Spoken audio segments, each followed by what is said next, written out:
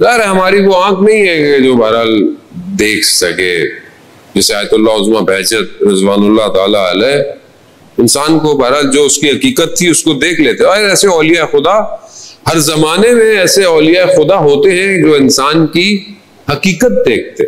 انسان ایسے لوگ آپ ہوتے ہیں کہ کیسے ان کو پتہ چل جاتا ہے کہ مثلا آپ کیا کر کے آئے ہیں، آپ نے پہلے کیا کیا ہے.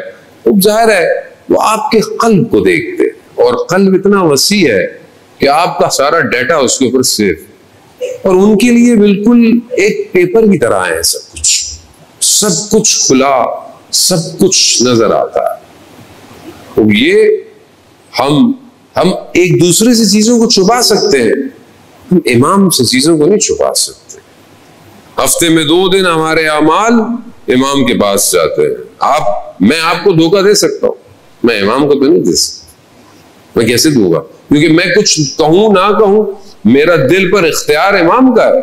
وہ خود دیکھ رہے ہیں کہ یہ اندر سے کیسا ہے. ایک عالم دین کہتے ہیں میں اصفہان نماز ظہر کا وقت تھا، میں جو ہے وہ ایک مسجد میں نماز پڑھنے جا رہا تھا میدان اصفہان کے پاس. تو دیکھا کہ کچھ کام کرنے والے مزدور ٹائپ کے جو لوگ ہوئے ایک جنازہ لے کے جا رہے ہیں. تو اس میں نے دیکھا کہ ایک بہت بڑا تاجر ہے اصفہان کا، وہ ساتھ ساتھ. تو میں نے اس کی طرف دیکھا، میں نے یہ سوچا کہ یہ اتنا رو رہا ہے، یہ اگر اس کے رشتہ دار ہیں یہ مزدور کون ہے؟ اور اگر یہ مزدوروں کا جنازہ ہے، کام کرنے والوں کا ہے، بڑی عجیب سی حالت ہے ان لوگوں کی. تو میں نے کہا یہ پھر یہ خود کیا کر رہے ہیں؟ ابھی میرے ذہن میں یہ خیال ہی آیا. تو تاجر نے مجھے کہا کہ شیخ جنازے میں نہیں چلو گے اولیاء خدا کے؟ میں عجیب سا ہو گیا، میں کہا پتہ نہیں کس کا. میں کہا چل پڑا. وہ بالکل اصفہان میں جو غسل خانے کی جگہ تھی بہت دور تھی، کہہ رہا وہاں لے گیا. میں تھک بھی گیا. تو میرے اندر خیال آیا، میں نے کیا ان کی بات مان لی. اول وقت نماز بھی چلی گئی، جماعت بھی چلا گیا، پتہ نہیں کس کا جنازہ ہے یہ. ابھی میں سوچ رہا تھا تو تاجر نے بولا پوچھو گے نہیں جنازہ کس کا ہے؟ میں نے کہا نہیں کس کا ہے.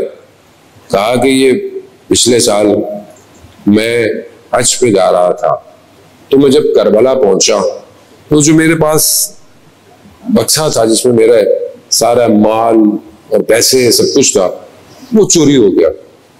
تو میں عجیب سا ہو گیا کہ میں اتنا دور آیا ہوں، آگے حج پہ جانا ہے اور میرے پاس مال بھی تھا. بڑا دل میرا اداس ہوا اور اسی حالت میں بڑا شکستہ کہ میں اب کیا کروں، کس سے کہوں، کسی کو جانتا بھی نہیں کربلا میں. اسی حالت میں کوفہ چلا گیا. مسجد کوفہ جا رہا تھا سر جھکائے، تو میں نے دیکھا کہ ایک سواری آئی. سواری اتنی ہیبت اور جلال میں تھی کہ مجھے پتہ چل گیا کہ امام زمانہ کی سواری ہے. جیسی گزری تو امام نے مجھ سے پوچھا کہ کیا بات ہے، کیوں اتنے اداس لگ رہے ہو؟ تو میں نے کہا نہیں مولا سفر کی تھکاوٹ ہے، تھکا ہوا ہوں. امام نے کہا اچھا میں یہی بات ہے، کوئی اور بات نہیں ہے؟ تو پھر میں نے کہا نہیں مولا مال چوری ہو گیا ہے، میں حج پہ کیسے جاؤں؟ تو کہا امام نے وہاں پر آواز دی ہالو ہالو. اچانک سے دیکھا اصفہان میں کام کرنے والا شخص، کام کرنے والا، میں نے اس کو دیکھا تو میں نے کہا یہ تو وہی لگتا ہے مجھے، لیکن میں کچھ بولا نہیں. تو امام نے کہا کہ جاؤ اس کا جو سامان چوری ہو گیا وہ لے کر آؤ اور اس کو مکہ لے کر جاؤ. اچانک سے امام کی سواری غائب ہو گئی. اس نے مجھے بولا فلانی جگہ پہ آنا تمہارا مال مل جائے گا. میں وہاں گیا، میرا سارا مال، کہا تالا کھول کے دیکھ لو کوئی کمی تو نہیں ہے. میں نے دیکھا کوئی کمی نہیں. کہا اس کو سنبھال کے رکھ کے آؤ، فلانی جگہ آنا میں تمہیں مکہ لے جاؤں گا. وہ مجھے مکہ کے قریب لے گیا. اچانک سے قدم بڑھاتے ہی کہا حج کرو واپس یہی آنا، اور اگر تمہارے کچھ جاننے والے پوچھے تو بولنا میں کسی شارٹ رستے سے آیا تھا، بتانا نہیں کسی کو. کہا اس نے مجھے واپس چھوڑا. جب مجھے واپس چھوڑنے لگا میں نے کئی دفعہ سوچا کہ میں اس سے پوچھوں کہ تم وہی ہو، لیکن اس کی ہیبت اتنی تھی میں اس سے سوال نہیں کر پایا. لیکن اس نے مجھے جاتے ہوئے کہا کہ دیکھو میں نے تمہارا کام کیا ہے، میرا تمہاری گردن پہ کوئی حق ہے، وہ میں تمہیں بعد میں بتاؤں گا. یہ کہہ کر میں اپنے گھر پہنچا. آپ عمرے زیارت پہ آتے ہیں، لوگ ملنے آتے ہیں. کہا یہ بھی ملنے آیا. تو میں کھڑا ہونے کی کوشش کی، اس نے اشارہ کیا کسی کو نہیں بتانا میں کون. اس نے کہا کہ دیکھو فلانے دن میں مر جاؤں گا، دن بھی پتا تھا. میرے گھر آنا، میرے بیگ میں ایک بیگ ہے، اس میں میرا کفن اور 8 دھرم رکھے ہوئے ہیں، مجھے دفنا دینا۔ تو کہا آج وہی دن ہے، یہ اللہ کا ولی تھا اور ہمیں نہیں پتا۔ عزیزان محترم، اللہ کا ولی ہونے کے لیے قلب وسیع کرنا پڑتا ہے۔ عزیزان محترم، میں اس سے زیادہ آپ کے، بہرحال میری وہ حیثیت بھی نہیں کہ میں آپ کے قلوب کو منور کروں، خدا ہے خود آپ کے میرے دلوں کو منور کرے، اور وہ بھی عشق امام زمانہ سے۔ جس کے دل میں امام کی محبت ہو وہ روشن ہے رات کی تاریکی میں بھی۔ اپنے امام کو یاد کرو۔ عزیزان محترم، آج ہم پوری دنیا کو یاد کرتے ہیں، امام کو یاد نہیں کرتے۔ امام وہ گوہر ہے کائنات میں جس کے بغیر کائنات کامل نہیں ہو سکتی۔ امام اصلی وارث ہے عزاداری کا۔ اینا بدم مقتول و کربلا، کہاں ہے جو کربلا کا بدلہ لے گا؟ تو اگر ہم چاہتے ہیں کہ ہم کربلا پہنچے تو اپنے امام کو یاد کریں۔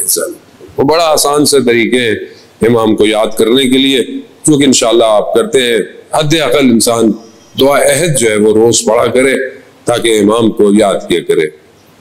2 محرم گزر گئے، شب تیسری ہے۔ 2 محرم کو یہ کارواں کربلا پہنچا ہے۔ بیان آپ نے پہلے بھی میں نے آپ کی خدمت میں بیان کیا کہ 28 رجب کو مدینہ چھوڑا نہیں، چھڑوایا گیا۔ کون چھوڑتا تھا؟ مدینہ جس میں ماں کی یادیں ہوں، وہ شہر چھوڑنا آسان نہیں تھا۔ اس میں نانا کا روزہ ہو، مدینہ چھوڑنا پڑا ہے وہاں سے۔ کہتے ہیں چھوڑتے وقت بہت گریہ کیا حسین نے، اپنے جد کے روزے پر گریہ کیا۔ سواریاں نکل گئی، مکہ پہنچے، احرام توڑے، حج کو عمرے سے تبدیل کیا۔ مکہ چھوڑنا بھی امام حسین کے لیے آسان تو نہیں تھا۔ جس کو مکہ جانتا ہو وہ مکہ چھوڑ کے جا رہا ہے۔ جسے پہاڑ جانتے ہوں یہ کون ہے، وہ حسین۔ حج اس کے بغیر کامل نہیں ہوتا، امام کے بغیر حج نہیں ہوتا۔ امام ہر حج پہ امام تشریف لاتے۔ امام 2 نئے مسلمان ہوئے، میاں بیوی، اور حج پہ گئے۔ پہلی دفعہ گئے، رش تھا، میاں بیوی جدا ہو گئے ایک دوسرے سے۔ بیوی جدا ہو گئی، میاں بڑے پریشان، جو ہے وہ بہت گریا، بہت رونے، شوہر نے لگائے کہ بیوی کہاں چلی گئی۔ نئے مسلمان تھے، بہت مشکل سے زوجہ مل گئی۔